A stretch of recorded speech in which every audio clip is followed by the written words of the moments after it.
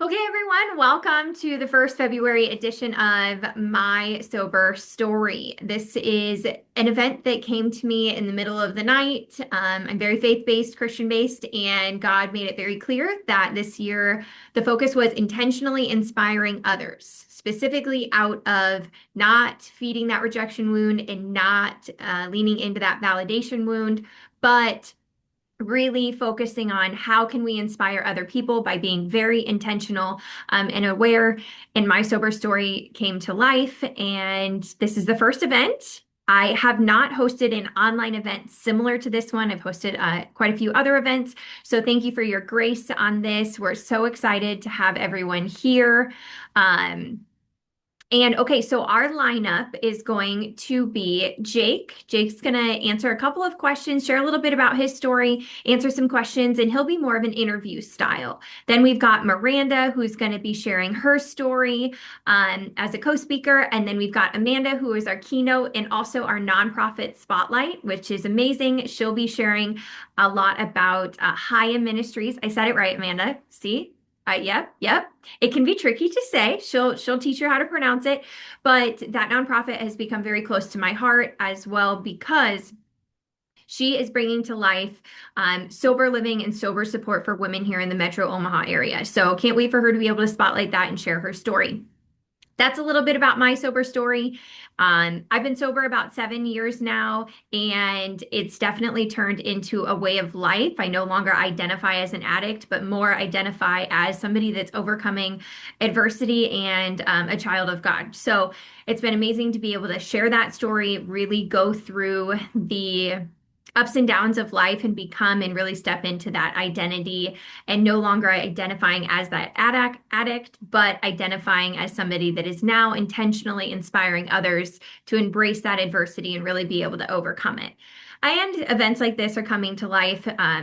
My hope is that you pick up at least one thing from this event, whether you're here for 5 minutes or whether you're here for the full 2 hours. At the end, we'll do a Q&A too. If you have questions and you don't have a chance to stay online, drop a question in the chat and we will go through there. I'll be sending the recording out to everyone who's registered so you can hop back on. I'll send out the AI notes as well. So if you want to, Cliff Notes version that, there's an opportunity for that. But basically, that's a little bit about my sober story. Feel free to let me know if you have any questions.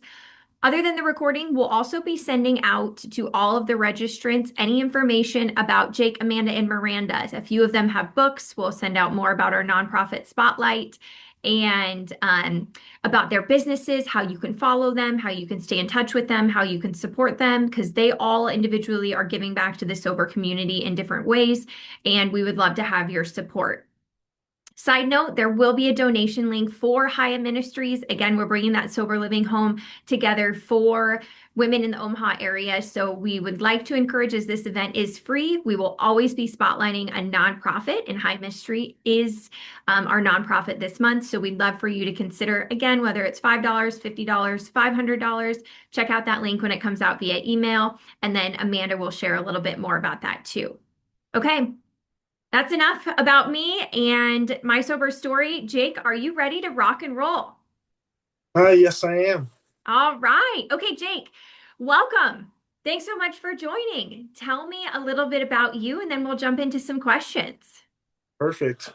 Yeah, so my name's Jake Moore. I'm the founder of Moore Media Collective, and then I'm also an author of Twice Adopted. And so, a little bit about me, I grew up in the foster care system from ages 0 to 6. I grew up with my biological family and was introduced to what addiction looks like and how it affects family life. And then as I got older, I was in the foster care system, got adopted at 14 to an amazing family and amazing parents. And I didn't really process any of it. And when I turned 18, I went off to college. I went out to Chicago. I was a collegiate wrestler, and everything was going great. And then everything, when I was out there, I was alone, wasn't really plugging in with anyone. I hadn't really made any friends.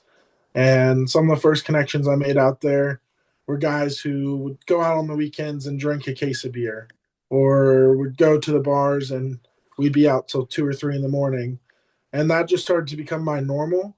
And I was seeing all these people that we were going out with, and they were high functioning alcoholics, and so they would go out there and we would all party, and that's just what I thought was normal. And so I kind of joined that lifestyle for a few years, and then I ended up moving back. So after the first year in Chicago, I moved back to Omaha because I knew I needed a reset.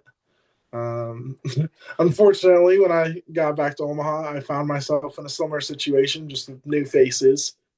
And then fast forward a few years in 2024, end of 2024. So basically going into 2025, I'd met some people who were in the sober community, and I wanted to learn more about what they were doing. And so I kind of put myself into this sober curious position where I maybe go sober for 3 or 4 months, and then I might go out. And I noticed I was doing that for a while. And then come this year, I was just really felt a calling that for my health, for my mental state, for everything I'm trying to promote and be an advocate for, that those substances weren't for me. So that was a big part of what I had to do and what I'm trying to do in Omaha. As you mentioned, we have some purposes and impacts we're trying to make is find ways to have fun while being sober. I thought that was a big thing. Is like as a young guy in Omaha, like it's do your 90 day or 90 meetings in 90 days, um, find a sponsor, do all these things, but there wasn't really a lot of fun outlets. And so I actually had the opportunity to host a sober Super Bowl party this year. We had over 25 people come, and it was absolutely amazing. And so that's kind of what I'm trying to get into is promoting a sober life that can still be fun and still be impactful. Yay! That is so awesome. Congrats on your first sober event and the success of that. How awesome is that? Thank you. Yeah. Cool.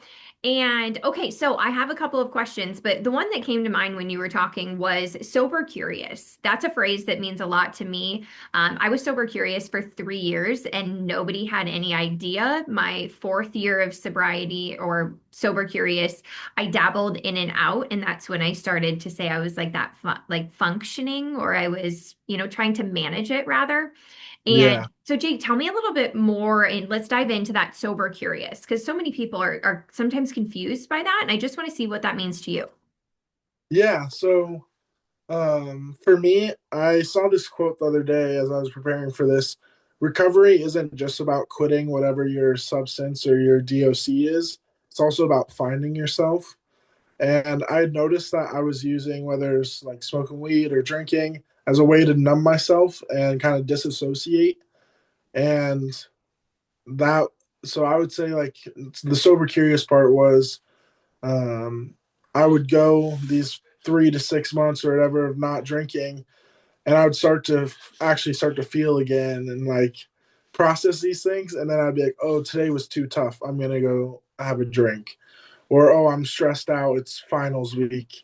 I need to go out. And so I think for me, a lot of it was I didn't set myself up with a community and support. And I tried to, as you said, like you were alone. You didn't really talk to anyone about it for the 3 years, and kind of felt like that's where I was at. And now with this last go, like I've been super vocal about where I'm at, and I've been finding as much support and community as I can, as well as trying to cultivate a community. Yeah, I love that. Community is such a big thing. So, Russell Brand, I believe is his name. He's super awesome. I can't remember what his accent is, but it's like super infectious. But he's been sober for a really long time, and he talks about how addiction is not not a mindset battle or a body battle, it's a spiritual battle. And the only way for us to combat that is through connection and community, connecting to ourselves, connecting to something higher than us, and then connecting to others, which then creates that community. So I think you really honed in on that. When you needed that support, you seeked community, and now you're making it your passion to really step in and build and cultivate that to help other people. Yes, absolutely. And that's a project I'm working on right now. We're still in the very baby steps of it, but I noticed here we don't have a lot of options. I know like there are some people who own like a sober lounge downtown. They're unfortunately closing because they're moving for military stuff, but there's just not a lot of spaces here, and that's something that I want to try and get involved with. So I'm in the talks with some people of trying to find ways. Maybe it is just continuing to do these pop-up events, but definitely creating a fun community because sobriety shouldn't be heavy. Like if you look at some of the other more advanced cities, like they're like for example, I think of Colorado. There's so many fun activities they do out there, and I think a lot of people take it so seriously, or they're trying to buy back time. Which, like, how I think about it is like we aren't ever going to be able to buy back our time, but we can at least change how our future is going to look. And so, I would much rather have a fun future being sober than like be all serious and like I don't know. That's just how I see it. I love it, Jake. Okay, so that's funny you say that because I don't know if you can tell, but I'm a high energy person. I'm like always on, and when I'm not on, people are like, "What's wrong with her?" And I was not always like that. I was never a morning person. I was actually really, really mean in the morning, especially when I was getting ready to travel or fly or under stress. I would lash out. And the more sober I get, the more obnoxious I feel like I get because I'm really stepping into who I am and I'm genuinely happy. So I wake up happy unless I get like 2 hours of sleep. But it's funny that you say that you're wanting, you can't buy back that time and you're really wanting to step into it, enjoy your life and be happy because it's way too short. Now, Yes. that leads me to another question. Living and stepping into that happiness, do you find that activates people or triggers people? And how have you seen that affect the people, maybe in your closest circle or in your family? And is there any adversity that you've seen as you're transitioning and really going through sobriety and stepping more into that and embracing it and bringing it out to the community? Are you seeing any adversity with the people that are around you, or any instances you want to share on that? Yeah, I think um I think the biggest one is just as simple as like society, at least like the Midwest lifestyle is so structured around drinking. Like if you have a business networking event, it's probably at a bar at a hotel or they're going to have drinks afterwards. And so it's something I notice is I would go to these events and get like iced tea or water and then people are like, "Oh, you don't want a shot?" And I'd be like, "No." And then they're like, "Are you okay?" We're like, "Why not?" And then I'd be like, "Oh, well, I'm not drinking." And they're like, "Well, why?" And so it's like, that's like they're already pre programmed to think like that's what's expected. And then, like, regarding personal life, all my family and my siblings have all been very like supportive of it. And I think it helps just having like the background that I came from. And then I mean, I definitely went off the rails for a few years and caused a lot of chaos. So I think, if anything, they're more supportive seeing a constructive Jake rather than a destructive. Yeah, yeah, I totally feel that. I always say, like, guys, I can't drink. I was feral. And my dad's on this call, so I'm sure that he can also attest to that. Like, feral is the vibe that I always had, and I still am sober feral now. But yeah, when you're out there just living life, the people closest to you that see that you've made that transition, it definitely they become your biggest support.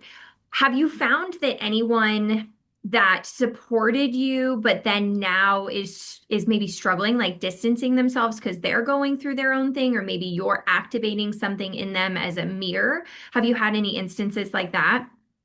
Yeah, I've had so like my old friend group.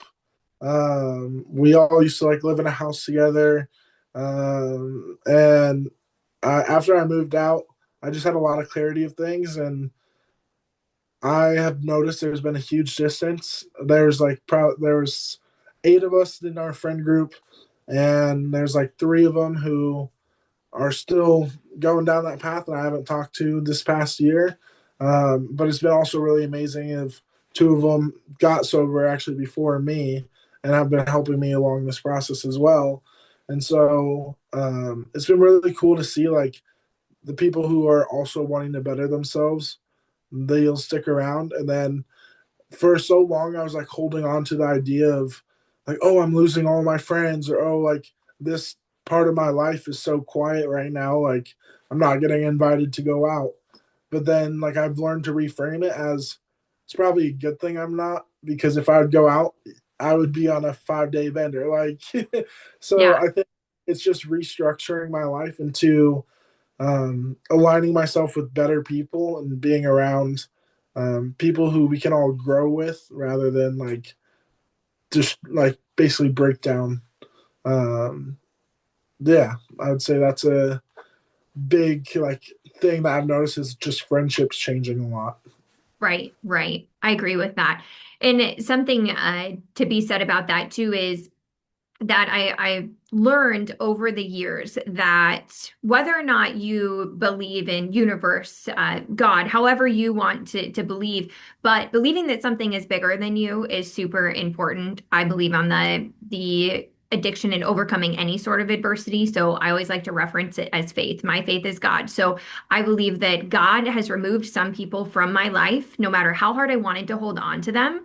He will remove them from my life or our lives because they're a distraction. And he wants us to get closer to him so that we can hear that clarity there or be able to just think clearer about our faith and believe in ourselves. So it's crazy, like you said, you're stepping away or have stepped away from that friend group.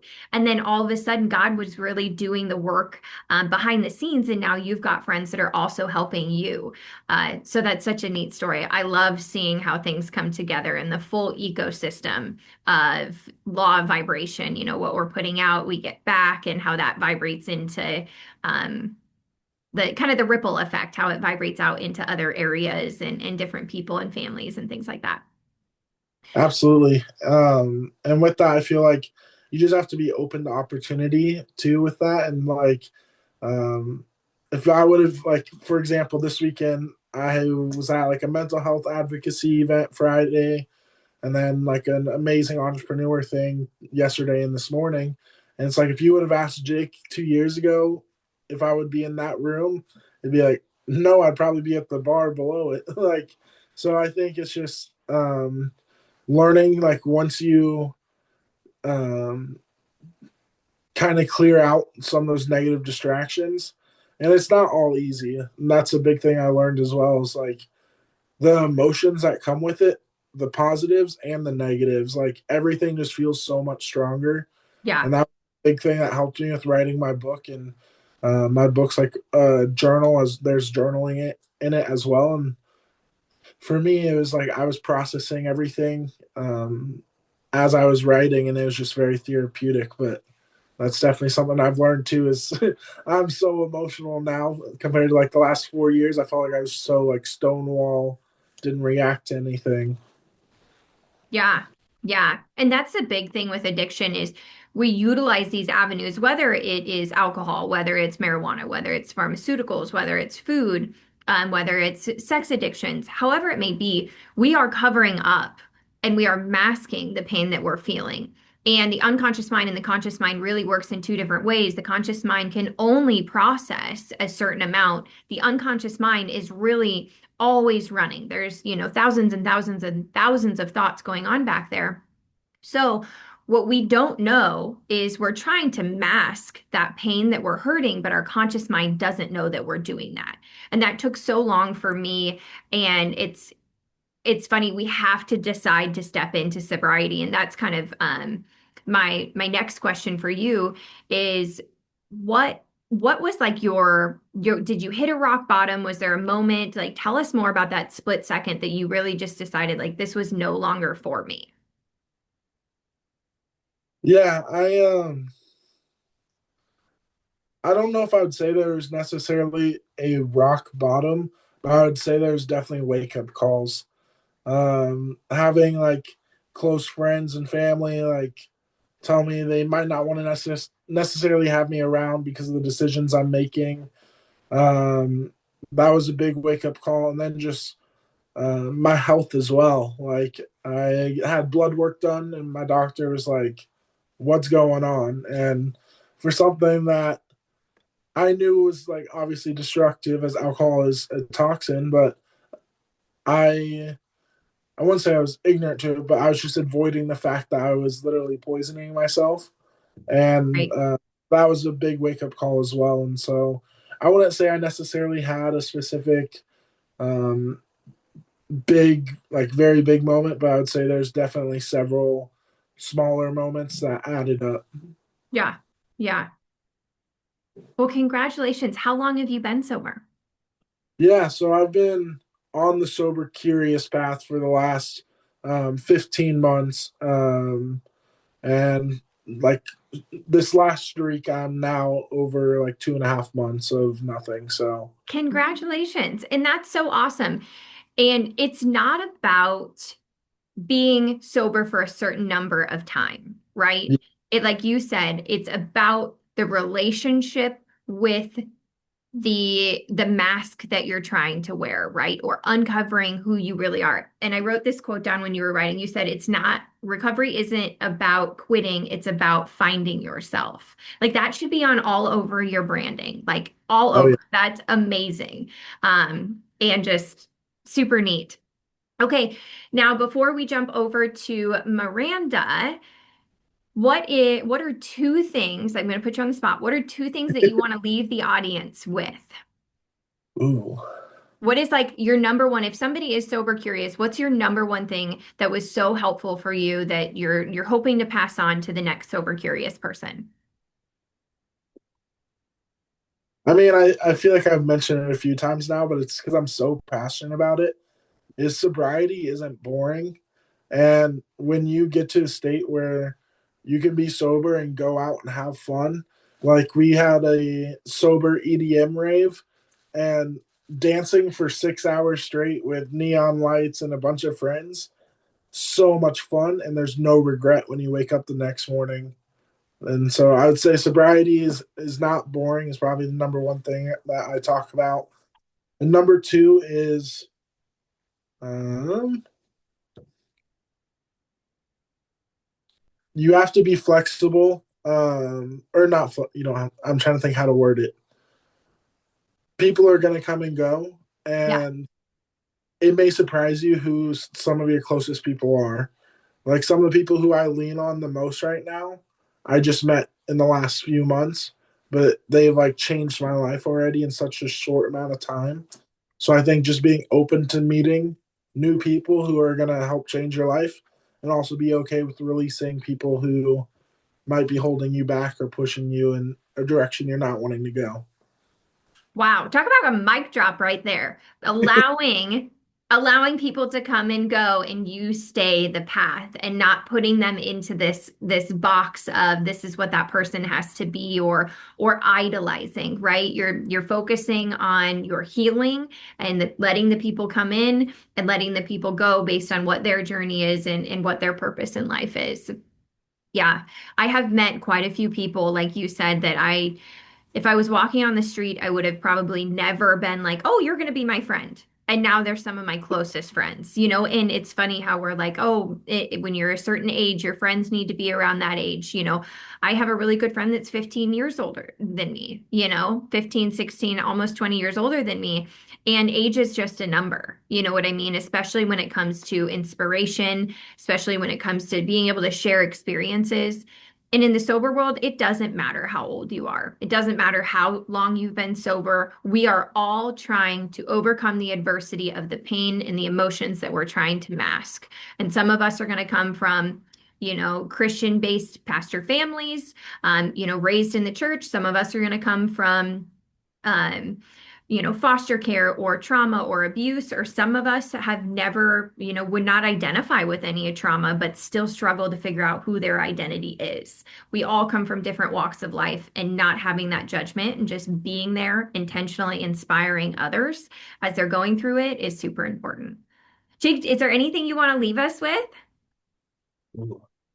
I think that's it. Thank you for allowing me to share my story and be a part of this, but I think I'm going to leave it on that mic drop. So, I love it. Okay, and Jake, we didn't even talk about your book, I don't think, or you did in the beginning, but Jake is a recent author and it's called Twice Adopted. Is that right? Yes, that's correct. Okay, awesome. We are going to send out all of the links to his socials.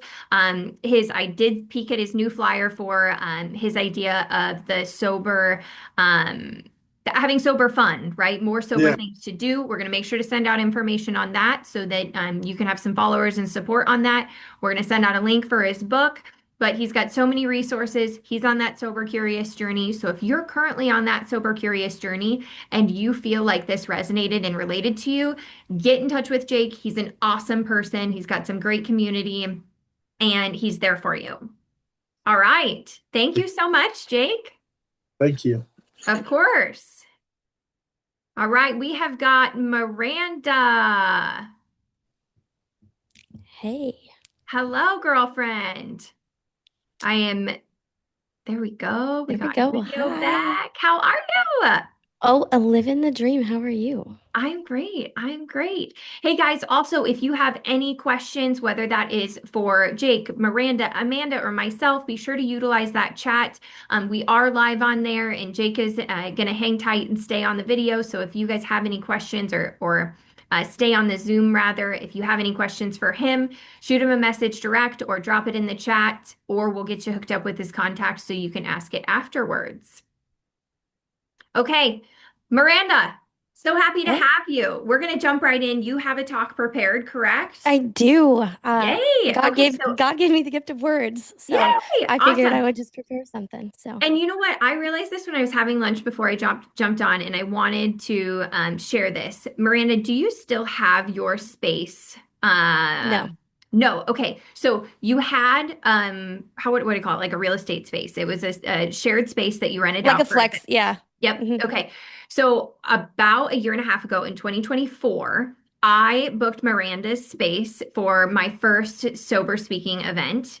And it was in person. I invited people in, and I think it's so neat. And I did not correlate everything together that now you're on my first online sober speaking event, hosting other people. So I feel like this is very God-given.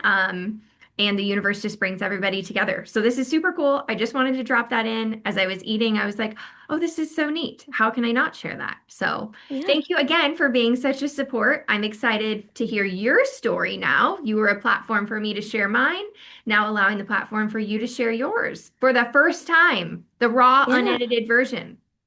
Yes. All Maybe right. edited a couple of times, but just. Yeah, that's all right. All right, girlfriend, take the mic. Right. So I want to start by saying something that might make some people uncomfortable or make some people like not believe it, but I am an addict. Not the kind that you picture, not the mugshot, not the alley, not the woman who lost everything and hit rock bottom in a dramatic blaze of destruction. I was functioning, and I'm still high functioning. I was an engineer in school, I was running businesses, I was raising kids, I was smiling in photos, I was answering emails, I was leading rooms, and I was fine. I had my life together. I just didn't have myself together. And today I want to talk about something that we just don't talk about enough. We glamorize rock bottom. We almost make it sound necessary, like you have to burn your whole entire life down to just earn the right to change it. And I'm here to tell you, like, that's all a lie. It's not real. You don't need a disaster to deserve transformation.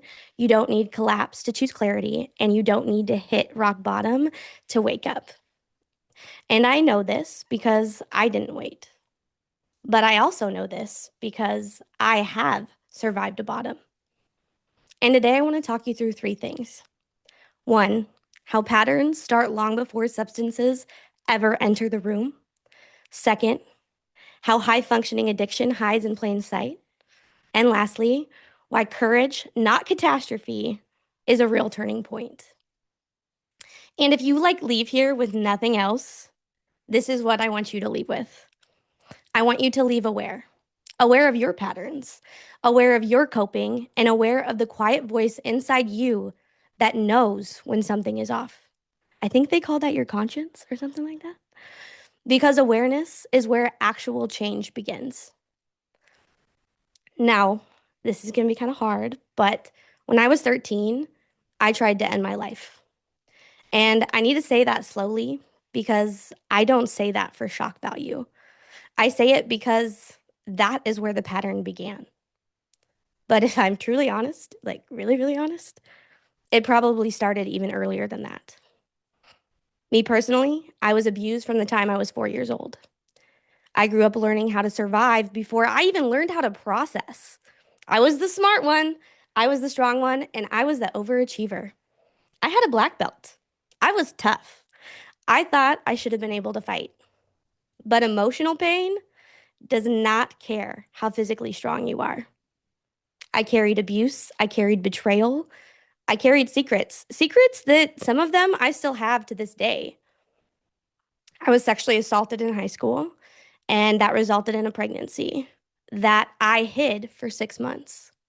6 months I went to school, 6 months I did activities. I smiled, I waved, and then at 6 months I lost him.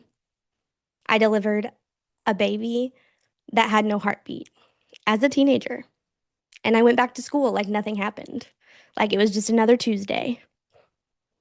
Do you know what that does to the nervous system? You learn to survive. You learn how to not feel.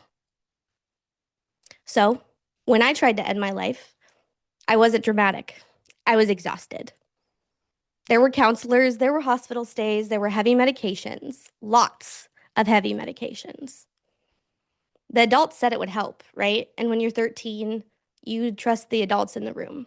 They know what they're talking about. And that is when I learned something dangerous. Pain gets dumbed, not processed.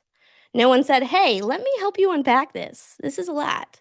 They said, let me help you tolerate it. And that became the blueprint. Are you ready for the first pattern? Numb it, survive it, don't talk about it. A few years later, I fell down the stairs. My Humpty Dumpty moment, if you will. Except instead of being put back together again, I was handed a bottle of Oxy. Prescribed, legal, safe. Handed out like candy. Here you go, kid. I was 17. And here's the thing that people just don't understand. When you have lived through trauma, when your body has stored pain for years, when grief sits in your chest like weight you cannot set down, feeling nothing feels like relief. So benzos and some oxy, they didn't make me wild. It made me quiet. It made everything just soften. And after losing that pregnancy at 6 months, after carrying that alone, after surviving things I didn't have language for because I was so young, nothing felt easier than not feeling. This wasn't about the pills, and it wasn't about anything other than the pattern. Numb it, survive it, don't talk about it. And that was the pattern long before alcohol ever actually touched my lips. By 19, I was dependent on benzos and opioids. Engineering school, finals week, withdrawals, heck yeah, let's go. Try sitting in an engineering exam shaking because your body is detoxing. I literally felt like my skin was being ripped off, put back together, ripped off, put back together.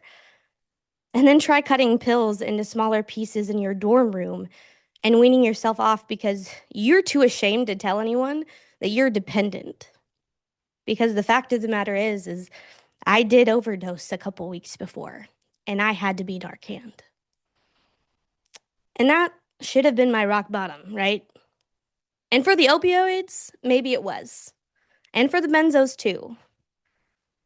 I got sober at 19 from both those things. But here's what nobody tells you.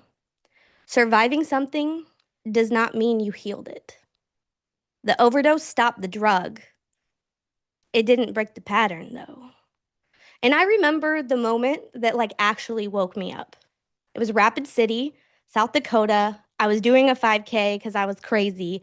Running's hard, guys. And halfway up that hill, I don't know if you've ever been to Rapid City. It's very, very hilly. The drugs wore off. My body was screaming, my legs felt like cement, and my chest was tight, and my nervous system was crashing. I was physically climbing a hill while chemically falling apart. And then I had this moment.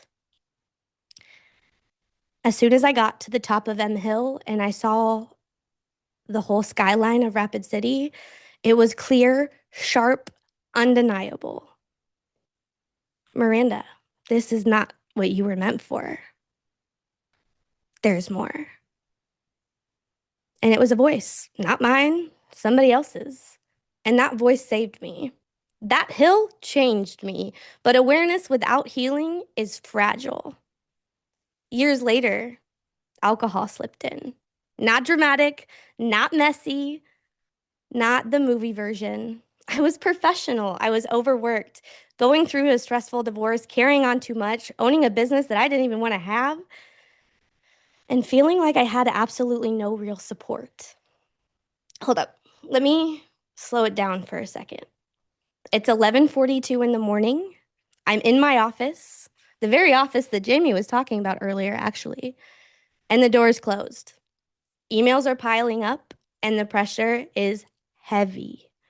And there's a bottle of gin in the cupboard. And I pour a glass. Not because I want to party, not because I want attention, and not because I'm reckless. Because I don't want to feel overwhelmed anymore. And by noon, half that bottle is gone. And here's the wildest part. I'm still answering emails, and I'm still taking calls, and I'm still performing, and I look great doing it. Because nobody knows. I was driving while intoxicated, but not with my kids in the car. That was the one boundary I would never cross. My sister had already been hit by a drunk driver years before and had to relearn to walk, talk, and everything all over again, so I knew better, and I was still doing it. High functioning does not mean healthy.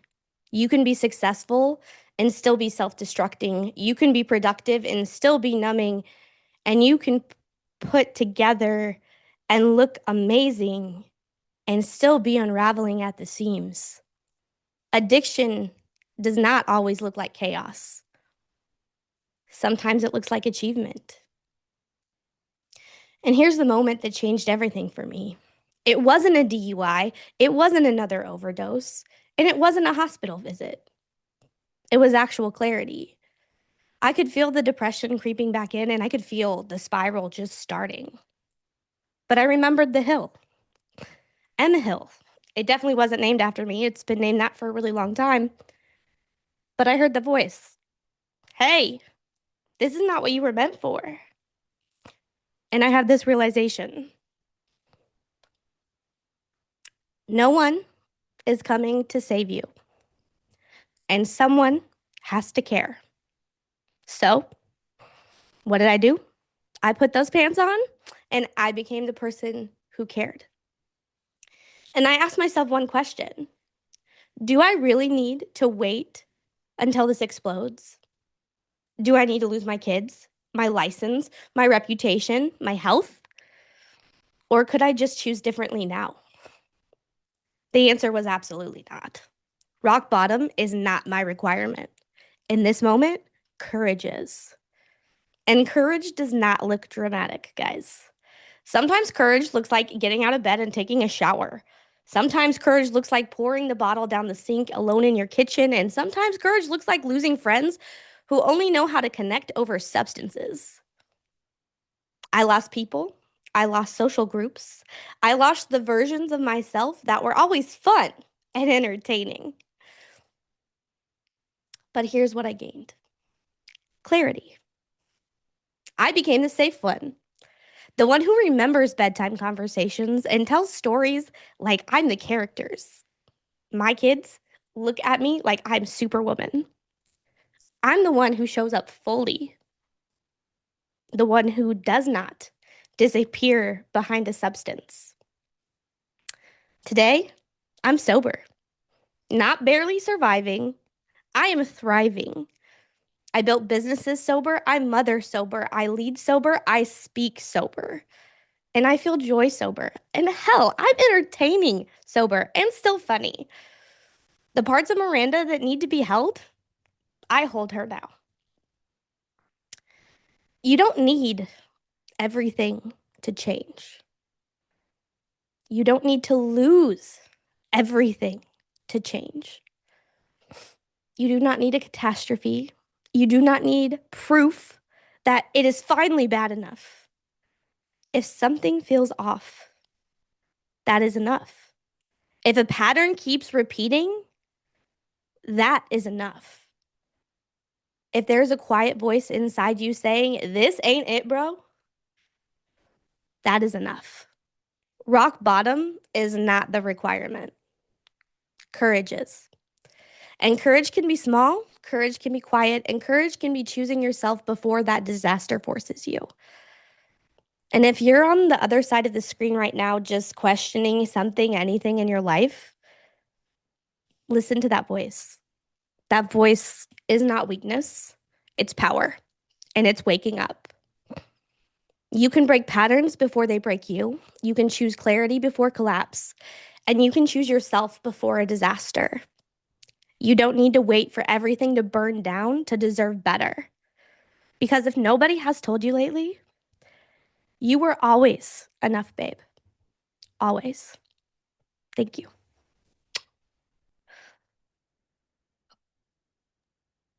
Miranda, thank you so much for sharing. Thank you. I the the authenticity of that and the fact that, I know and I shared with the group that this was the first time that you really shared that raw, edited a few times, right? But really unedited version, right, of you. I know that I know how that feels to share things that you haven't shared with other people, especially in front of a group. And so I'm honored. I feel privileged and just so grateful that you allowed us to be able to hear that story. I know that I took notes this whole time. I'm like, dang, that's good. Dang, that's good. Um, and I'm just, the high functioning does not mean healthy. Yeah, like that is me. And I have some friends on this call that would definitely be like, yeah, girl, you move too fast. You got to slow down, like that. Just because you're high functioning does not mean that you're healthy. And the awareness starts like that's where it all starts, right? The admitting or being able to just be aware of a pattern. It's the number one step. Do you Well, have bandwidth to answer a couple yeah. questions? Yeah, go Oh, ahead. yeah. Absolutely. Like if there's time, absolutely. Okay. Um, and the thing I was gonna say too is like, addiction creeps in other places too. Like I'm a workaholic. Yeah, girl. And so like that, those three things, like the numb it and don't talk about it. Um, I do that constantly with work too. Yeah. And and I'm learning that like that's also that pattern. And then that's a pattern of addiction. And figuring out how to balance all of that, I let a lot of things go finally because it was just too much. And you can't say yes to everything, even though you want to, because it's also adrenaline rush, right? Saying yes sometimes can be that addiction. So, but yeah. Yeah, it's that dopamine cycle. And I'm sure Amanda can kind of touch on this more from a clinical side of things. Yeah, Jake, chasing that dopamine, right? As as we go through that cycle, like that's really what creates that addiction. And what I've read and learned is, we get used to the highs high and then the lows are really low. And until we are aware of what's physically happening in our body, it's very hard for us to understand. And people ask me, how did you get sober? I actually educated myself sober. I was in my sober curious phase reading books and reading books. And when I learned this psychology and I learned like what was happening in my brain with the chemicals, that's when I finally was like, I think I want to change this a little bit, the pattern, right? And then slowly was able to dabble in and then make that decision. Um, so, like you said, you were very high functioning. Well, first, let me leave it to the group. Does anyone have any questions? If you've got any questions, feel free to drop it in the chat. Miranda is here to answer them. But my biggest thing for you right now is I know you shared so much there, but number one thing for somebody that is sober curious, what would be the number one thing that you would want to share with them, whether it's advice or a glimpse or a testimony or something of that nature? What's the number one thing you would share? Support systems are important. Oh, yeah. And like I did not start going to like group meetings until after I was like sober for like 2 years. Um, and when I got sober, if I didn't have friends around me that were, I guess, like not sober for the first time, sober for the first time when I was cutting up pills, like I did that alone, and that was hard. And I kind of was just forced to do it because, at that point, you just couldn't get the level of prescriptions I had anymore. They just put in a bunch of laws and they were resetting. And pills are something that's heavy and it's something that people don't always talk about. Um, but the second time when I got sober on alcohol, like kind of what Jake was talking about, how friends would be like, oh, why not? Why not?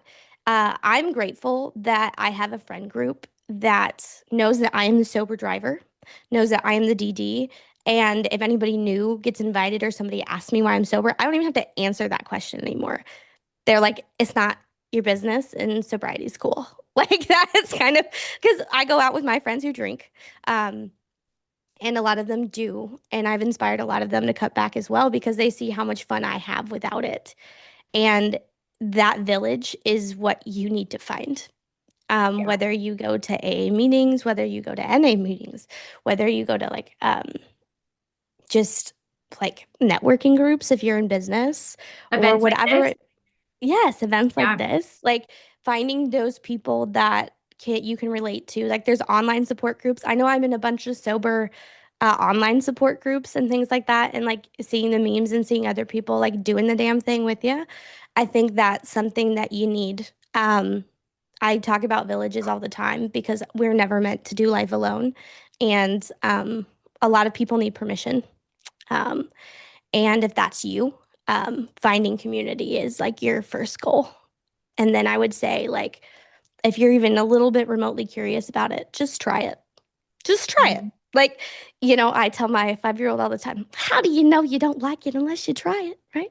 Um, and, just try it for a day, like, see how long you can go, start talking to other people and see what they did. Um, for me, too, there's a huge, like, health factor as well. Because of the amount of drugs I was on, like, my body is destroyed.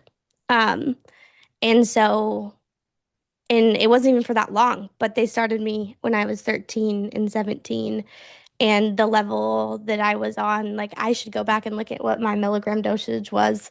I wonder if that's in my chart. Um, because it was insane.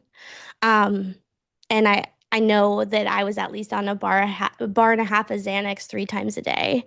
Um, and my body is destroyed from that. A couple of my organs are not doing so hot. So, um, repercussions happen. And if you can quit sooner than later, it's a good thing. And I educate my friends a lot about like what alcohol does to your liver and just like the whole health part of it all. But there's some people who just don't care about that as well. But depending upon what path you want to go down or how you want to go about doing it, it is your journey and you get to be in control of that and what that looks like. But if you're curious about it, just try it in whatever capacity you can. So, yeah. I love that. And, like what you said, even just try it for a day and let it compound. I got sober. I followed an online 365-day program called 1 Year No Beer. It's not really a thing anymore. It's actually not a thing, I don't think. Um, but every single day I'd get an email from them. And it was the first thing I would get to work and I like didn't open any work emails and I would open that email and I would do whatever exercise or I'd watch their video or I'd read it. And every day it compounded together. And for 365 days, I stayed sober. And then all of a sudden, on the 366th day, I was like, oh, I only committed to 1 year no beer, right? Or, no alcohol. And then I was like, nah, might as well go with it. I'm already this far because I looked back at all of the positive things. And Miranda, have you experienced things since sobriety and since really being on this path? Have you just experienced like almost supernatural, amazing things that have come into your life? Tell us a little bit about that. I feel like for me, when I became sober is when I first like stepped into my authenticity. Like authentic has been my brand forever. But like truly being authentic and truly not caring. Like I feel like it's a measure of a person. Um when you talk about sobriety, and I feel like it's given me the ability to have better judgment and character just in general because of how people react not only to sobriety but just to me and just my full authentic self without having any kind of substance or any kind of thing that prevents me from being who I am. Um, Something that's really important to me is like building community and helping people. Like I just genuinely love to help people. And, you know, before I was in like social groups and things like that, that I felt like maybe their heart wasn't in the right place, if that makes sense. And Yep. I think it gave me that clarity to see, like, well, no, they're doing this for a different reason than I am. And I should step away from this. And that kind of clarity, for me, I feel like it's made me a better mom, which is like a supernatural superpower in and of itself. Um, and like being able to have hard conversations with my kiddos and being able to be present. I also feel that I have the gift of words. And the second that I became completely sober, I felt like my creativity impact level went up tenfold. And I've written a poem a day for like, I don't know, I think it's like 20 years at this point. And that's been something that I feel like my poetry has gotten way better. And like I wrote a book of poems and now looking at that book, I'm like, oh my God, I wish I would have waited because like my poetry has gotten like tenfold better um, just with those words. But yeah. Well, write another one.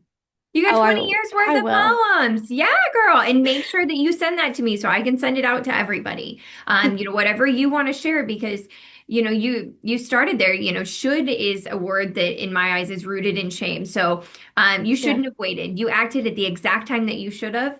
And that that's phenomenal. And you have an opportunity to continue to grow off of that. You created a foundation and got a niche, and that's so exciting. I love it. Well, Yeah. thank you for sharing. Does anyone have any questions before we jump over to Amanda? Anything else, Miranda, that you want to share? I just really appreciate the opportunity to do this, and I think this is really cool, and I can't wait till to see like the other ones of these. I think it's great. Yeah. So, Yeah. yeah. My plan is to host one every single month. I want it to be online accessible to so it can be nationwide, but I will be growing community. I will be growing some local events and hopefully some chapters that branch out statewide. Again, wherever God wants us to go, I am listening, and it's purely about intentionally inspiring others, and He's going to fund it some way. So, yes. Well, thank you, Miranda and Amanda. I did not plan that. But man, that's a tongue twister. Well, thank you so much, Miranda. And we are now on to Keynote Amanda. How are you, my dear? Good. This has been incredible. You guys, wow. Well done. Not me, all him. Yeah. Yeah. Goodness. All right. Should I just jump in?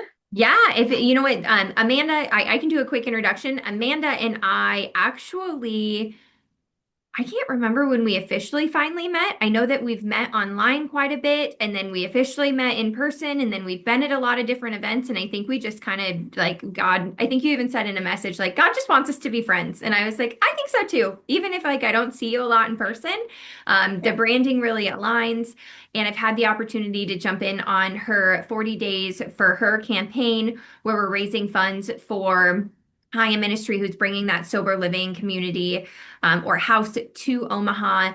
That is a big part of your platform, a big part of your foundation, rather, that's really rooted in your faith. Amanda, I will just let you run with it because no one says it Yeah. better. Okay, awesome. Well, again, Jake and Miranda, you guys, thank you so much for sharing. And it's just awesome when you get to hear people's stories because sobriety is very personal. And to every single person. And so everybody's story looks very different. Um, and oftentimes you can find some similarities, which is what's nice. But I just thank you. So, like Jamie said, I am the founder and executive director of Haya Ministries, which is my passion. I love everything about the work that we do. Well, we are faith-based, we are Christ-centered, we are an organization for that provides Christ-centered resources to women and their children that are suffering from any sort of trauma, addiction, or mental health challenge. Really, this was birthed out of my own life experiences. And then the Lord brought a bunch of women together that also had the same vision and mission put into their hearts. And I'll talk more about that and get into more of what we do. But I like to lay a foundation of my experience first.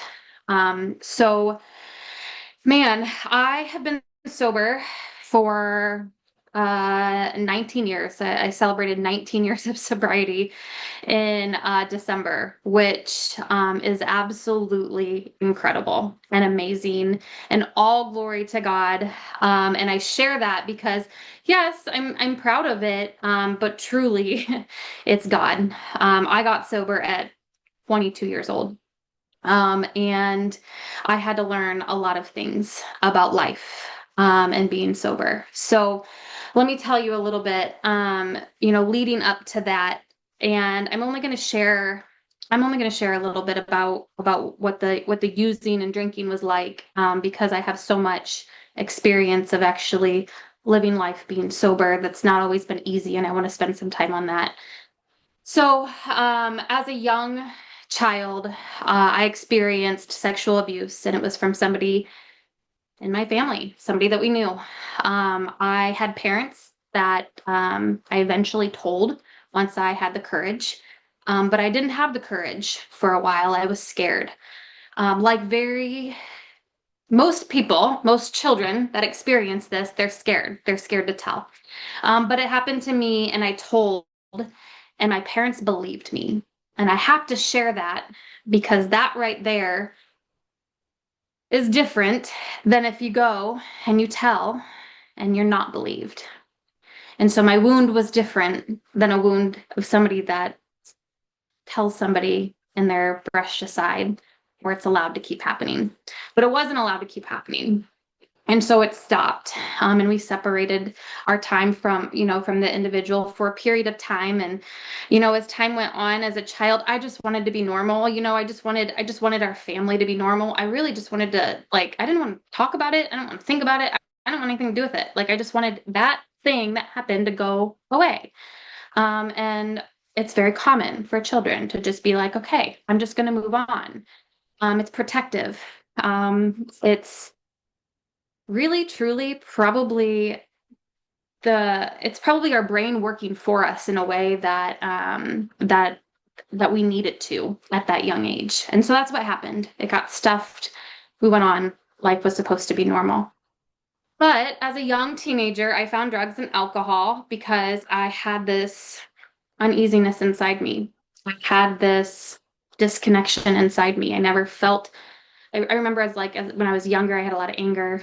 There was a lot of promiscuity from a very young age. Once that happened, it kind of opened the door to a lot of other things. There was I was exposed to other things like in a sexual way as a young child, and other kids, and it was just it was a lot of chaos in that environment, and I didn't know what it was doing, but it was creating some wounds inside of me. And I turned to drugs and alcohol at 15 years old. And immediately I was smoking weed, I was drinking, and it didn't take me long before I got into harder substances. I was, cocaine at 16. And by 17 years old, I'm, skipping school and partying all weekend. And I got arrested for my first DUI. So a lot of chaos went on throughout the years, a lot of me trying to stop it, and stopping it for a period or switching substances. I ended up graduating from high school, went to college. I thought leaving town would work. But there's a truth that most people have heard, and the truth is no matter where you go, there you are. And so as soon as I got to college, I found my people, and my people were partying. And so I, started partying with them. And you guys, by the time I was 22 years old, I'd been arrested countless times, and specifically I'd been arrested for 4 different DUIs. And my last 2 were within 4 months of each other. I had, substances on me during that last arrest, which weren't found, which could have changed the trajectory of my life. You know, I remember finally getting home. So my last DUI was chaotic. I had been using for a long time, multiple days, and I got caught. And I went to the holding cell, and they put me in one of those turtle suits. And if anybody's ever been in one of those before, you know what I'm talking about. And if you haven't, I don't suggest it. They're not comfortable. But it's basically a suicide watch because I was just going insane.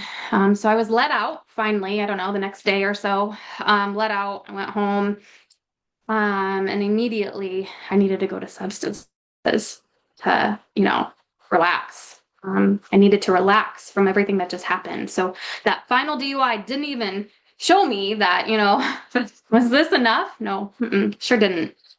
But it wasn't much longer after that. My last party was in December of 2006, and it started on Christmas Day, and I partied for 3 days until I overdosed.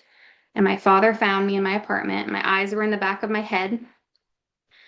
And I came to on the couch, and I looked up, and there was an EMT over me and asked what I took, and I pointed to my kitchen. And I'd taken Tylenol PMs on top of drinking and smoking weed and doing coke for 3 days, and my liver completely shut down. I had enzymes that were in the thousands. I guess you're supposed to have like less than 100 of these specific enzymes. I don't remember what they were. It was a little foggy at the time. But I just remember going into the ICU, or I don't remember going to the ICU. I remember waking up, pointing, and I remember waking up in the ICU. And when I woke up in the ICU, I see my brother and his wife and my parents, and I opened my eyes, and it was like, for the first time in I don't know how long, I had this realization of what I was doing to other people, because I had been living this party life for a while, and I didn't think I was hurting anybody else. I thought it because I was so self-focused. I couldn't see how I was hurting my parents or my brother, because I lived far away. So I didn't think I was causing any harm to anybody. But for that moment, I could see the hurt that I was causing them. And I thought to myself, like, whoa, what am I doing? And then it wasn't long after that, the doctor comes in, and he tells me that my liver's failing, and that it's not showing any signs of improvement. And there's no possible way I would ever get on a liver transplant list with my lifestyle. And if for some reason I do make it out, that I have to change my life or I'm going to die. I remember listening to this man and thinking, how did I get here? Like, I wanted to go to college for law school. I wanted to be an attorney. And I dropped that goal because once I started college, I realized that was a lot of work, and that got in the way of partying. And so ditched that goal and got a communication degree because, well, that's easier. A heck of a lot easier than law school. So I went that route. And so here I am in the hospital. Mind you, I had been sentenced for my final 2 DUIs, and I was looking at 10 days in jail.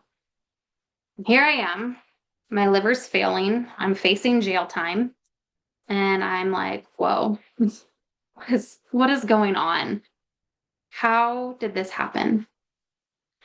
And I I skipped over this part. At one point, I did go to rehab when I was like 20. I stopped using for a period of time after that. Um, and I stayed sober for about, I don't know, I think it was like 7 months. And I started drinking again right around 21 because I wanted to know what it was like to drink sober or like legal. Excuse me. I wanted to know what it was like to be 21 and go to the bar. That was my excuse. And I specifically remember I called my mom and I told her, "Hey, I'm gonna go drink, but I know that if things get bad, I'll stop. Like I have all these, because I was going to AA, and I was like, I have all these really cool friends in AA, and if it gets really bad, I'll just stop." And she's like, "Amanda, like you're doing great in school. You got a job, you got an apartment. Like you're like, why would you drink?" And I'm like, "I got this. Like if my grades start to fail, like I got this." But that didn't happen. What happened was I started and I couldn't stop. And then the story that I just told you. So it ended up being basically I was facing potential death with my liver failing. And so we go from this decision, like, oh, if it gets bad enough, I'll stop, to I couldn't stop until I was taken into the ICU with my liver failing. So after that, I got to go into the mental wing of the hospital, the locked wing, and I was in there for 5 days. They thought I tried to kill myself. I wouldn't say that I tried, but not consciously, but my goodness, the amount of substances that I put into my body on top of Tylenol PMs, I mean, you know, I guess all the arrows were pointing to that intention. And so I spent some time in there, and as soon as I left, I got to go to the jailhouse or the courthouse and turn myself in to serve my time for my DUIs, for my last 2 DUIs. And like I said, I was 22 years old. I went back into AA at that point in time, and I stayed sober. I got involved, or I was in a small town for a while. Ended up moving from that small town to another town, and this was all in Ohio. And then I got involved. And Jake, I love what you're doing with bringing fun into like the sober community, because that was all we did. We had a bunch of young people that were just always doing something. And so we were like bringing like young AA back to life is what we were doing. So we were having events all of the time. And I was like this event coordinator. And so I just got to talk to everybody and sell raffle tickets and invite people to this event. And we always were hanging out. We were always doing something. We were always drinking Red Bull until way too late at night, but it wasn't substances, okay? And for a while, that worked for me until I realized that there was still something missing. And I could go to all of these AA meetings and I could do all of this fun stuff, but there was still something that was missing. And this is where my story is going to start to take a little bit of a turn. And I'm going to tell you more about my faith journey. And the reason why I have to do that is because it's truly why I get to stand here today and I get to talk to you today. And it's why I get to lead a ministry like Haya Ministries. So let me tell you this. I am a Christian. I love Jesus fully, completely, entirely, but I didn't act like that for a long time. I claimed myself to be a Christian because I prayed a prayer when I was 12. And so I accepted him into my heart. So I think maybe I was saved. But I didn't really like surrender to him. He wasn't really, running my life. I basically took what I liked and I left the rest. And so I liked that because I got to still, do things that my flesh liked. But after a number of years and the Lord continuing to woo me back to him, I started realizing that some of the stuff that I was doing, even though I wasn't drinking or using, I was still lacking something. I was still unfulfilled. The highs weren't as high. And I think part of that is just, that's what happens when you get sober. Things start to balance out. And you get to learn how to live that life. But the other part of what was happening was the Lord was working on me, and he was changing me. And so I would, have these like fun party weekends that were sober. And then I, would maybe act out in some other types of behaviors that really didn't honor myself. They didn't honor my body. They didn't honor my vision of who I wanted to be. But I was sober, and it was like, oh, well, that was enough, until it wasn't anymore. And so then I would get this like yearning, this longing, to find a church. And so I would find a church, and I would go, and sometimes it was okay, and sometimes it wasn't. But I had a hard time, feeling connected in a Christian community. Like, I don't know if you guys have seen something where it's like half hood, half holy, like something like that. Like there's those sayings out there, and not that I'm like hood or anything. Like I'm so not. But sometimes I felt like I was still a little too like rough for the Christian community, but too Christian for the AA community. And like I felt myself in this weird place in between.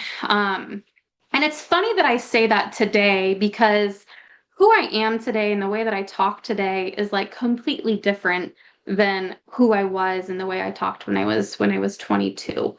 And so it might seem like, yeah, right, like when I, share this message today, but that's how I felt. Like I was just like in this in-between place, like I was still trying to find where I fit in, which is a common theme across a lot of people that struggle with alcohol or drug addiction. You feel like you don't fit in from a very young age, which is why a lot of people equate connection with addiction, or lack of connection with addiction. But nonetheless, the Lord starts doing this work in my heart. He's drawing me near to him. He's drawing me near to him. And lo and behold, before long, he's like just like pulling me like right back to him. But at the same time, I'm suffering from some mental health stuff. I'm finding that I'm getting into some deep depression. I got a new job. I ended up graduating undergrad. I got a job. I was in retail, and I moved around for this job. And so I started in Ohio. I moved out here to Omaha for like 4 months in like 2010. And then I left Omaha and I went to Northern Kentucky, and then I went to Lexington. And then before you know it, I'm back here.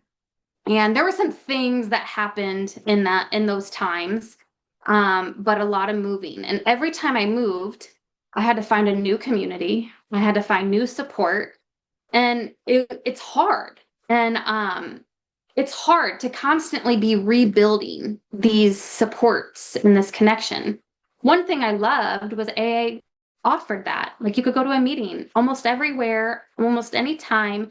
Like you had a built-in, group of people that you could go to. But I was still in this space where, I just didn't know if I felt like I fit in. And God was using all of that. And so he ends up moving me to Omaha, after, seasons in a couple other places. And as soon as I moved here, this was in 2015, I remember it was the day after I made the decision, and I was very, very depressed. I was bawling. I didn't know why I made this decision to move here. And I called my sponsor and I said, I just thought about drinking. And I know that drinking's not going to fix how I feel, but I want relief. Why did I do this? Why did I make this decision to once again leave my community?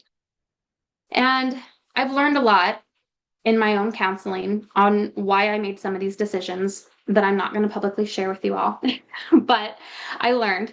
But nonetheless, here I was at 15, or in 2015, excuse me. And here I am in Omaha, and I'm wondering why I made this decision. This new job that I took here, with that same company, it wasn't turning out to be what I thought it was going to be. Like It was just the complete opposite. And within a couple months, I started having panic attacks.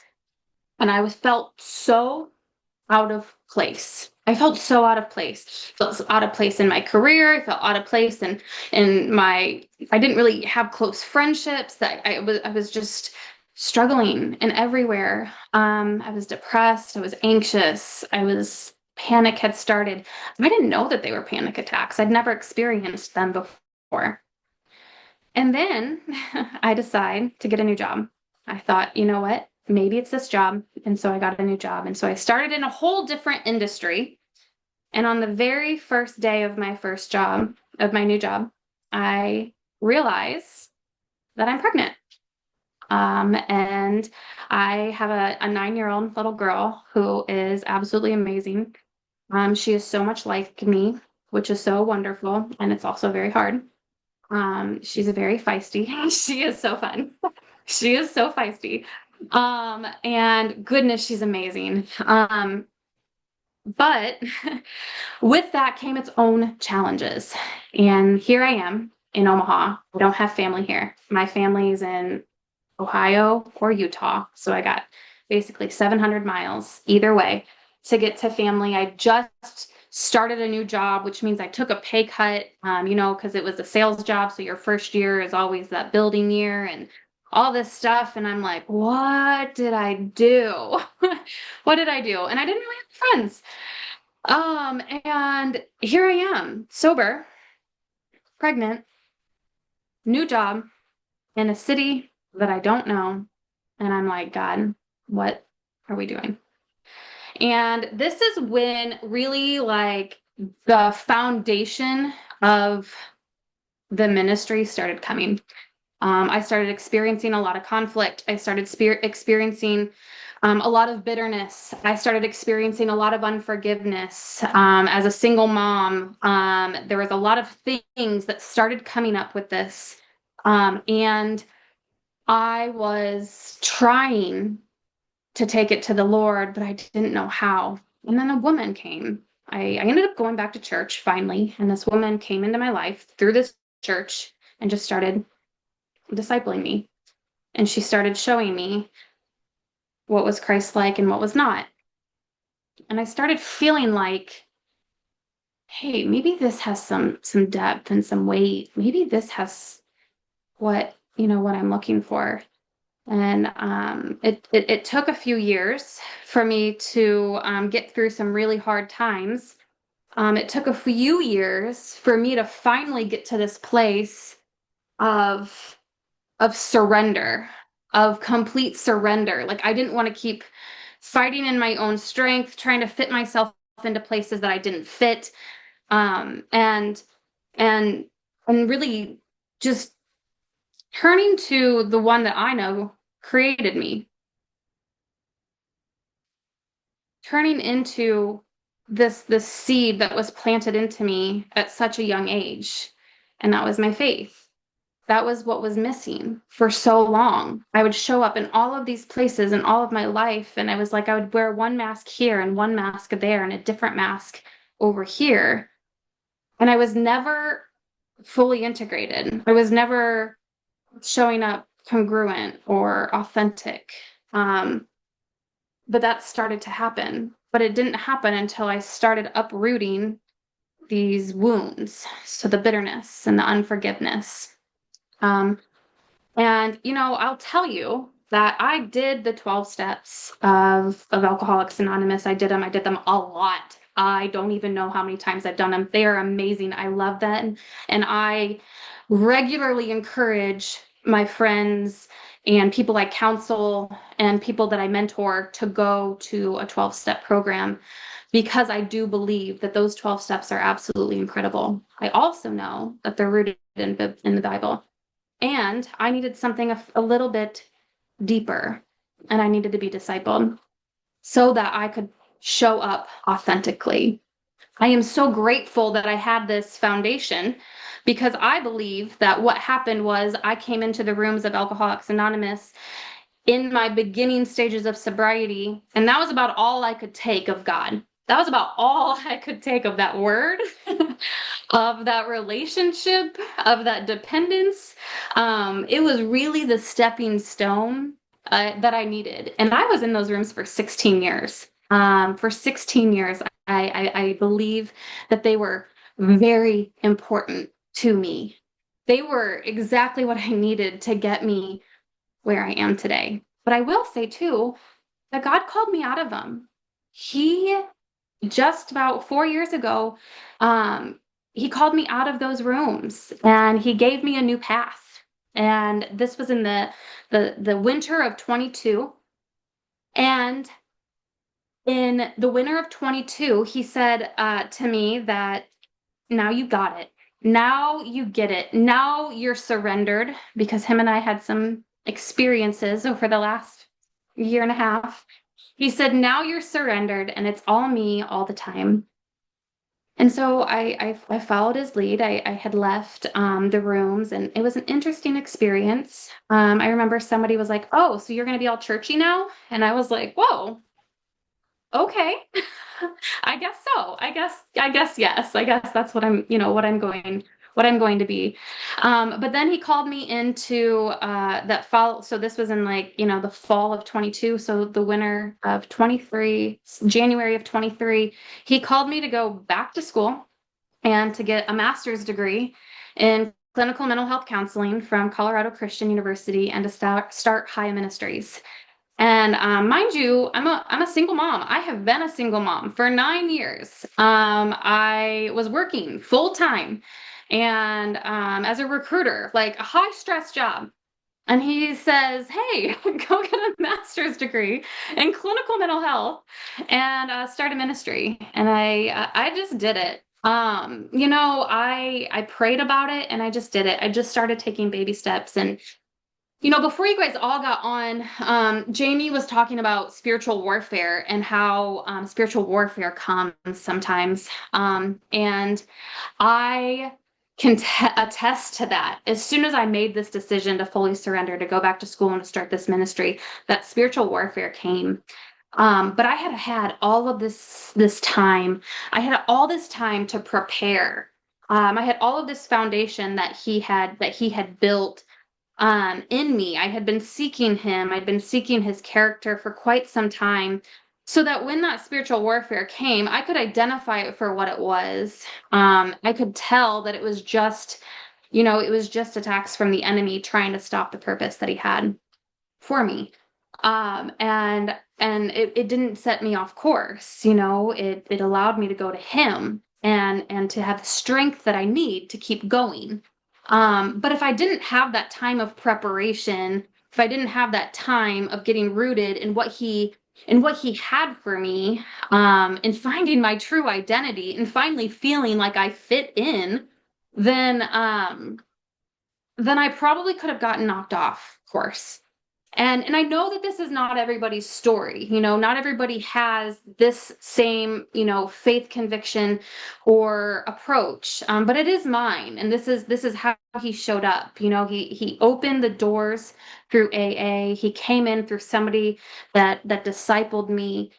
And he brought me conflict and chaos that led me to my knees to surrender. And then he started opening doors, and he just started.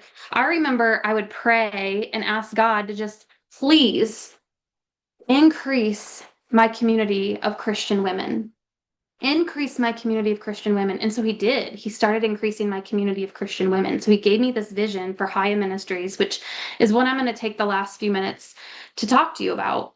High Ministries came out of my chaos when I was in the deepest, darkest parts, sober, experiencing panic and depression and anxiety. As a mom, I needed support, and I wasn't feeling like I was getting what I needed, until I came basically heart to heart and face to face with my Savior. And I realized in that moment that I don't have to save myself. I don't have to be strong enough. I don't have to do it all. It is not all on me. if God is putting this calling in me, then I get to rely on his strength. If God is putting this ministry in front of me, I get to rely on his provision. And so he started providing. He started providing a team of women. I started going outside of my comfort zone and connecting with women on social media and sending messages. And I will tell you, multiple women involved in the ministry today, if you ask, oh, how'd you meet Amanda? It's social media. I met them through social media because I added them and I got to know, or, kind of see what they were about based on what they were posting. And then I asked them to meet me. And we talked. And before I know it, I find that I have a whole community of women that have a passion for sobriety, that have a passion to help women, that have a passion to heal from trauma, to heal from addiction. And now that's what we do. We literally help women heal day in and day out. I do it through my own counseling practice, and I do it through the ministry. My counseling practice is brand new. I just graduated in December. I have a provisional license in clinical mental health counseling. I focus on attachment. I focus on addiction. And if my clients allow me to, I will integrate a faith-based perspective. But if they don't, then I don't. And then in the ministry, we work with women and we walk them through any trauma, any addiction, any mental health challenge. We offer groups. So we have groups that we launch 3 times a year. We have mentorship. So we come on one-on-one. That was really birthed out of how much sponsorship played a part in my growth and my development and in my sobriety for so long. Multiple people, Maranda, you talked about your friends. Jake, you talked about your community. Like, there's such an important aspect of community when we're healing from addiction or even leaving that old lifestyle. And that's a big part of that mentorship, is to start building that healthy, sober community. We also offer counseling. We offer free Christian counseling. And Jamie mentioned at the beginning that we're opening up a sober living house. This is a sober living discipleship house where women come. There are requirements to come and to live there. They get affordable housing, and then they get surrounded by others so that they can really live out that sober life in a faith community. The faith community part for me, I'll tell you guys, I believe that any kind of addiction is a 4-part problem. I believe this because I've learned it. I've lived it and I've learned it. So I believe that it's biological. I believe that it's social. I believe that it's psychological and it's spiritual. And if we don't treat every one of those categories, then we're missing a mark. And so biologically means that when you start to drink and you become addicted, things change. They change in your brain. It's true. It happens. It's been studied. You can see it. You can actually see it if you scan your brain. And so what we have to do is work at a biological level to change those things. Simple things can be exercise, diet, sleep. There's other things too, but those are simple things. Get on a normal sleep schedule, quit staying up all night long, eat healthy food, stay away from your sugar, and move your body in a way that works for you. Social, it's connecting and being connected with people that are safe and sober. Safe and sober. And psychological, those are the deeper things, guys. Those are the belief systems that we've had ingrained in us, maybe from the trauma, maybe from toxic relationships, maybe from bad jobs, maybe from abusive parents, maybe from abusive partners. But those are the core beliefs that come and they tell us. They come and they lie to us, come and they keep us stuck. And then the spiritual. And my belief is that it could be different than other people's. But my belief is that it's God. It's Jesus Christ. That is who we are introducing people to in our program. We're introducing them to the truth that the Bible has for everybody, and how they can access that, and the authority that they have once they accept Him which means that they don't have to fall victim to that addiction anymore because now they're free. I just posted yesterday that I used to be an addict or an alcoholic, and I'm not anymore. And that's true for me. I don't claim it. I did for a long time. For 16 years, I walked into a room and said, "Hi, I'm Amanda and I'm an alcoholic." But today I'm not. I am free. I am healed. I am delivered. I am not. And the truth is, I know that because I don't think about it. And I don't think about how I have to stay away from it. I go through my day every single day and I am free. I live in the freedom. I've also been free from bitterness. I've been freed from unforgiveness. I've been freed from depression. I've been freed from panic. When anxiety comes back, I know how to tackle it. I have my tools and it subsides. From medications to no medications, from deep depressions to joy, my life is freedom today. And that's the message that I share. That is the message I share with every woman that I work with.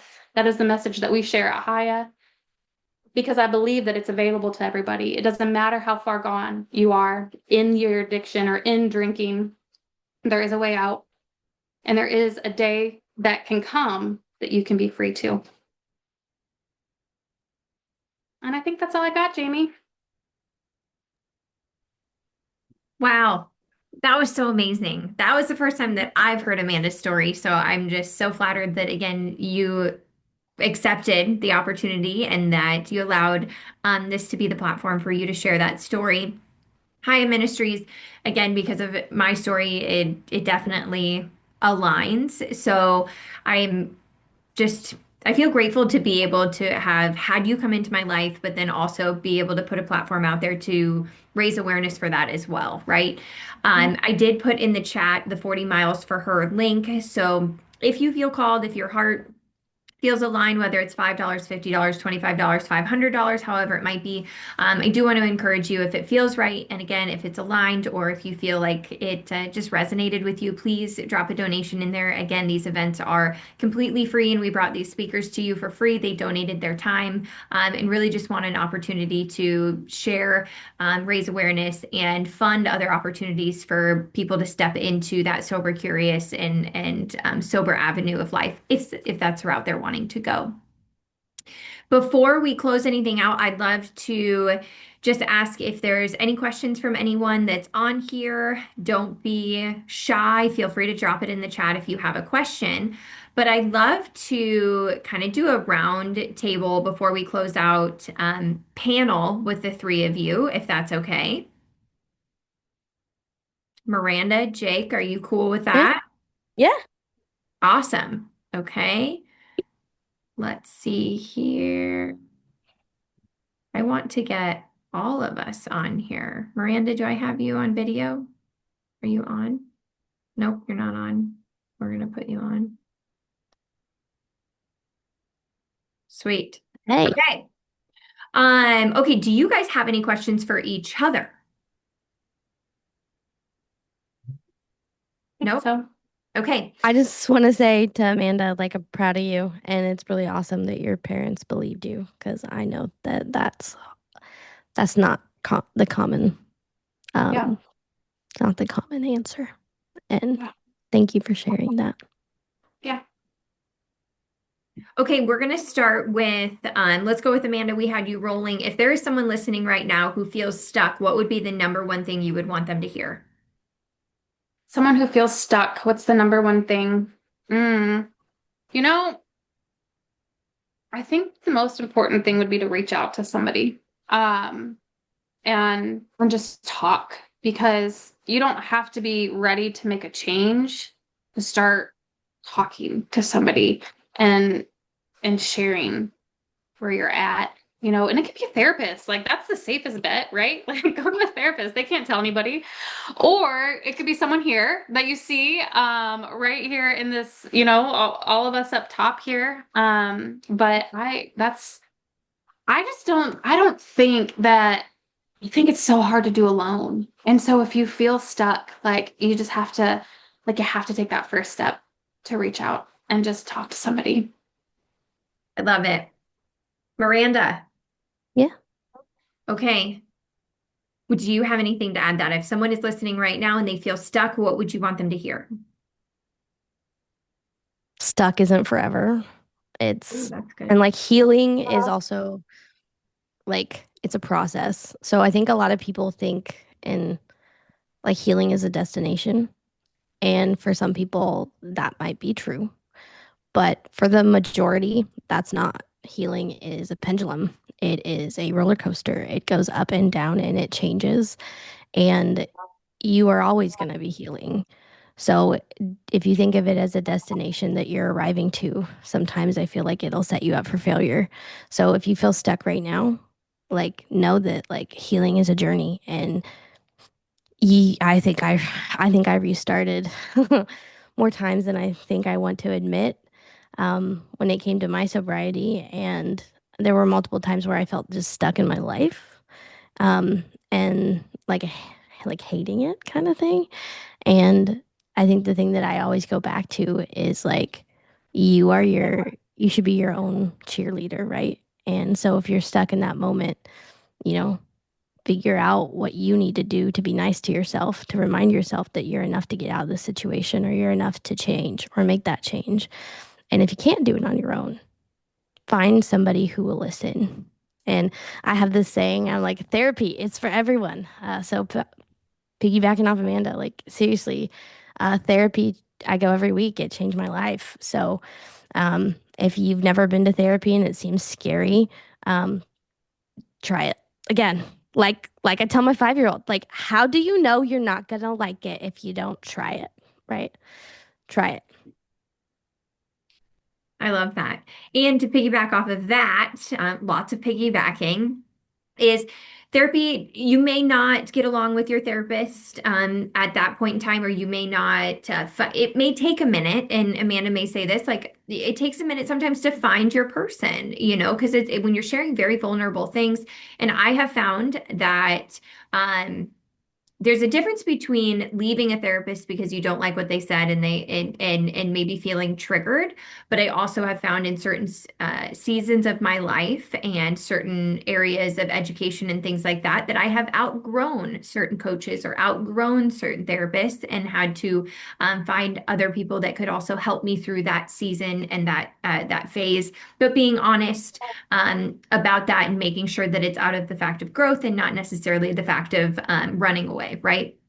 That goes for, changing churches or changing anything, right? Relationships, things like that. Whatever we don't kind of figure out now that's rooted will follow us to our next relationship, whether it's human, jobs, things like that. So, Jake, the question was, if somebody is listening right now who feels stuck, what would you want them to hear? I would say I'd want them to hear that recovery is different for everyone and that we are our hardest critics ourselves. And the shame and the guilt and whatever emotions that you're feeling, that sometimes that is amplified by yourself. Mhm. And then to touch on the therapy thing, as sorry, it's like echoing for me. 1 second. For therapy, I'd say for someone who was not comfortable with it, start with a phone call to a friend or a family member. Start just verbally saying it out loud. It could even be looking in the mirror and talking to yourself, but it gets easier the more you start talking. Yeah, I I love want that. to I want to say one more thing too, with stuck. I think that stuck can be really uncomfortable, right? Like it can be really uncomfortable. And sometimes I think that that is a gift because that can lead us to desperation. And we can find ourselves in this place where we can't really help, like we can't deal with this uncomfortableness that happens and stuck. And so it pushes you to actually do something. And that's a gift. Like that desperation is a gift. Ooh, I like that. Okay, let's see here. I just have a couple of questions here up on my screen. Oh, okay. How has your definition of freedom shifted since your recovery journey began? Whoever wants to go. I guess I can go. So like when it comes to freedom, like before I felt like an obligation. Do you guys remember saying no for the first time? Just like in general, I don't because like I feel like I was probably like one or two. Um, but I remember when my daughter learned that word for the first time, and man, I heard it so many times, right? Because it was very empowering. Because oh, there's this word no, and no means no. And in my life, a big contribution to my addiction is I have a hard time saying no. And the first time I said no to drugs and to alcohol, it's like opportunities opened my way and it was very, very empowering. And freedom became I don't have to say yes. Even though I like to help people, I don't have to say yes to everything. Even though I'm capable of doing something, doesn't mean I have to do it. And I can say no. And I think that was probably the freeing thing because it was just, I don't know, there were multiple things that had happened when I got sober where it was just like giving me permission to say no to things because I felt like that was another pattern, right? Um, where it was just really hard for me to say no. And that I think would be my point of freedom. I think having that control and taking that control back and being able to utilize that is very freeing. And yeah, like, I don't know. I feel like if you've never said no before, like you should just try it. Like it's just really nice. It's a really it's a sentence, right? You should use it. It's great. I dig it. I dig it. Amanda, Jake, do you have anything to add to that? Yeah, I don't feel like I had a lot of freedom when I first stopped drinking. I had a lot of fear. I was afraid of people. I was afraid to go anywhere. I was afraid of seeing old people that I used to hang out with. I also didn't know how to like hang out. I remember having like game nights and I was like, okay, after 30 minutes, I'm good. I would leave because I'm like, what do you do? Like, how do you do this sober? And now, like, I am so free. Like, there is no other way to explain it. And so, how to explain it? I'm like, I'm me. Like, I am so authentic in every part of my life. Like, there's not a part that I go to that people don't know my love for Jesus and my love for my daughter and that I love them. Like, it doesn't happen. And I can play games, but also if I don't want to, I can sit back and like you can play and I can just hang out. Like I can say that and it's okay, you know? And I'm not worried about what other people think all the time. I don't but that was like that took a long time to come over. Like it wasn't like, oh, you quit like it was like you quit drinking and that got worse because like oh my goodness, you know, like all the thoughts that go through your head and then you know, I don't know, being a mom and all the changes that happen, like let's be real, all the changes that happen to your body as a mom. And so like learning how to just be okay with who you are is so beautiful. And that's not to say that there's not moments, you know, there's always like opportunities for growth. Let's just call it that. But I absolutely walk in freedom today. And the biggest thing is, and I think I hit it, was I don't think about drinking and I don't think about having to stay away from it. I like it does not cross my mind. And I know it's been a really long time since it has, and that's pretty amazing. I love Question it. for you, if just to follow up with that, like when you guys quit, like for both you and Jake and Amanda, did you have a lot of friends that like pitied you? Like I think that was like my like turning point moment when we're talking about freedom. Like I think I had a lot of freedom to walk away from people that I felt an obligation to. Mm. And I had a lot of people when I got sober that kind of like went down this like pity path. Like, oh, Miranda can't do that. Oh, poor Miranda. Like, no, like this is a choice. This is a rock solid choice. Like I'm over here sober dancing on tables. What are you doing? Um, I don't need that to just be fun and authentic and those kind of things. And I think that was kind of like torturous for me. And I just want to know if you guys had that kind of thing happening where like you had the pity conversation.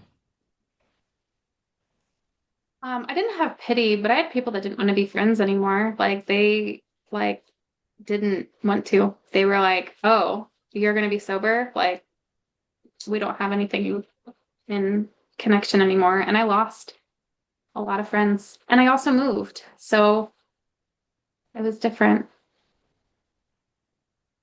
I feel like to this day, people won't invite me places if they feel convicted about the basis of maybe like, alcohol being a big thing, or if they feel insecure about their certain addictions, I won't get invited places. And I'll be like, well, why wasn't I invited?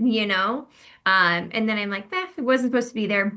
They'll be like, well, there's going to be drinking. It's like, we're 7 years now. It's all good. I go to bars. Like I went out last night to, a ball and it is very interesting how certain people, again, I think that's a little bit of a form of pity, but then also a reflection of themselves too. So it's a little bit of both. But yeah, I can relate to the pittiness. Yeah, I think for me, I didn't really notice it from friends.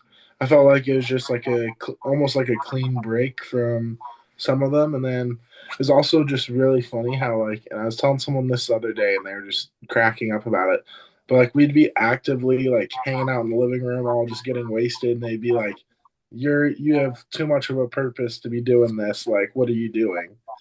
And like, there'd be Wow. multiple nights in a row like that where like we might be like breaking down lines and like they're like, why are you even here? Like, you have like there's a bigger purpose. And I'm just like, from one addict to another, like that just doesn't make sense what you're saying. But I think that was like a really big one for me. And then on the opposite side of that, I was one of those kids that like was afraid to tell their like family.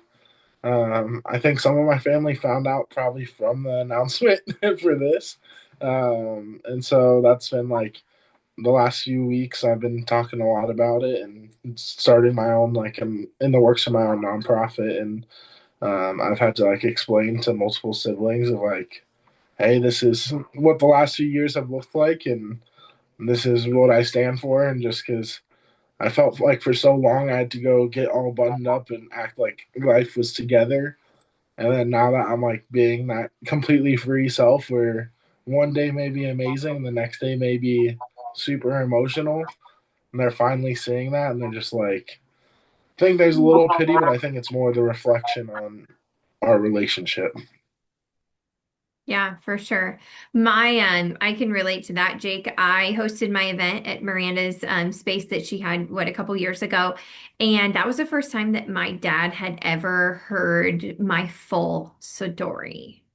And he Mm, was there. And yeah, I know that mm, that was, pretty hard for him. And then from then on, like our relationship changed in a good way where it was just really nice that I almost didn't have to have that direct conversation. The event had it. And then the more I speak, the more I almost don't have to share them individually because they'll go listen to my talks and then hear it from there. And if they have questions, I have friends, clients, even my own kid, Googles me. I see it on his phone all the time. He'll Google me and find my talks or my podcasts that I've been on and go listen to me and learn. And then he'll come back and he'll be sitting at dinner and be like, hey, mom, I had a question on this. And I'm like, where did you see that? And he's like, oh, I Google you. I show you to my friends all the time.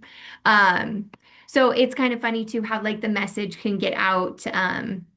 And it's just unique, we sometimes share one version and then the more healed we go, on our path that we share it a different way and the vulnerability hits different with different people. And yeah, I definitely can relate to that too. Well, and it's Okay. like really, oh, sorry. No, go, Brandon. Yeah.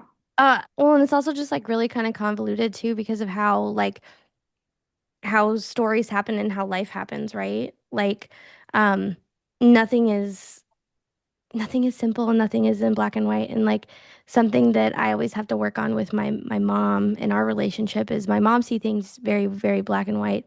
So if something was one way, then it's the opposite of the other, right? Right. And trying to talk through some of these complex things that no, like hey, no, this is like, I might be a good person, but I'm still an addict. Or, and then truth be told, like if somebody's an addict, in my family's kind of perspective, okay, that's a bad person, right? But no, you can be both. Um, Good people do bad things sometimes and bad people do good things sometimes. It's not simple. And I think so many people get caught up in like what people think of them, and they forget that they are a whole person. They are unique and they have multiple different colored blocks inside them. It's not all black and white. Some of them are really colorful. Other ones, they may be like charred and bad parts of the story, but that doesn't make you a whole rotten egg. And I think a lot of people struggle with that. And I think it's getting better the more people speak out and the more people are authentic. But I know every time I tell my story, I'm like, oh my God, I forgot about this. Oh my God, I Mhm. forgot about this. And it's just a constant thing. And I'm reminded over and over um, at how grateful I am that I do have a complex story and it's not simple, because every little bit of it helps somebody through the process. And I do believe like God gave me that. Um, that opportunity to have such a complex life, to be able to share the bits and pieces, and it's great to have a platform like this. So thanks again, Jamie. Of course, of course. And it's in, like you had both talked about awareness, right? Now, like, and I love how you said, bad people can do good things and then good people can do bad things, right? And it's crazy how when we don't and we aren't aware or educated on our bodies, I'm going to put a shameless plug of The Body Keeps the Score, read the book, life changing. But when you understand what your body's actually doing, like this morning, I was having a conversation on nervous systems and our patterns and things like that. Being stuck in a certain pattern, it has so much to do with the ability and the capability that your nervous system has to function outside of that pattern or to change that pattern or that behavior and things like that. And we get so stuck on, well, that person should know better, or that person should this, or why can't they stop? It's physically because our body keeps that score, our body holds it, and then that nervous system, we're running in at that place in time, we may not have the tools or the resources or the community or the education or whatever it might be to heal that nervous system. And so it really gets down on such a deeper level than the judgment on the surface of that's a bad person because they made a bad decision, or they're in a very hard season of life, or they've never tried to heal that trauma or that part of their nervous system and things like that. So we can go down a rabbit hole forever on that. Last question before we close things out. I'm trying to think of like some fun ones that we didn't hit here. Um, oh, last one. What did sobriety give you that you didn't even know you were missing? I'll go first. Happiness. That's a good one. Identity. And I think I Yeah. need to elaborate too. It was the fact that I found a relationship with Jesus through this journey that gave me identity. Yeah. I would say clarity for me. And I would say feelings. Like uh again, with my childhood and everything that went on, I ignored all of the feelings and always wore this mask. And I know part of that was like with being diagnosed with autism and those kind of things that just naturally happen. But truth be told, like I did not start feeling real feelings until I got sober. And Mhm. there's a kind of adrenaline rush.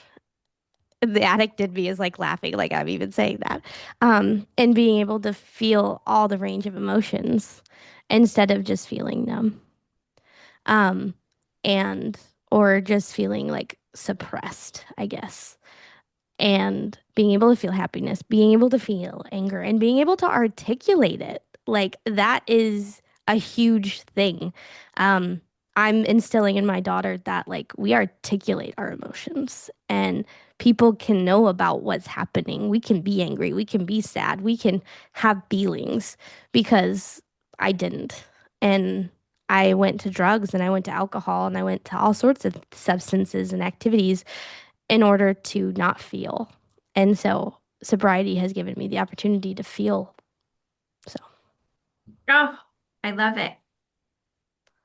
Yeah, I have a little phrase that I tell people. I said, like, I go from chasing dopamine through substances to creating my own healthy dopamine. Yeah, I love it. I love it. Well, thank you so much for the three of you joining. Thank you for the patience over the last few days of bringing this to life and bearing with me as I battle my own kind of spiritual warfare. I do think that there is a big purpose on this call, on this calling, and I just can't wait to bring it to life. And having your guys' support is super, I'm just so happy for that. I'm super grateful. Lots of super here. To everyone, the participants, the people that registered, the people that are on the call right now, to the people that are going to watch the recording of this, again, very grateful for you, all of, you know, the friendship, whether you're a close friend of mine, a close friend of our speakers, or a random person that hopped online that found us. Just again, thank you so much for joining. If you have any questions or any ways to give back or anything of that nature, feel free to jump on. I'd love to hear you guys talk if you have any questions or if you want to join in some conversation. I have no problem staying on this call. You can drop it in the chat. I will be sending out to all of our registrants information about our speakers, any resources they have, and ways that you can join them in community, along with our Zephy link for Haya Ministries and that Sober Living House for women in the Omaha metro area is in the chat, and I'll email that out as well.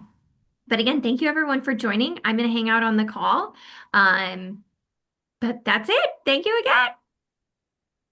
Bye, Mary. Thank you so much.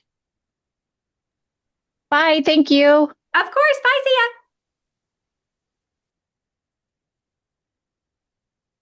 How fun. Thanks, girl.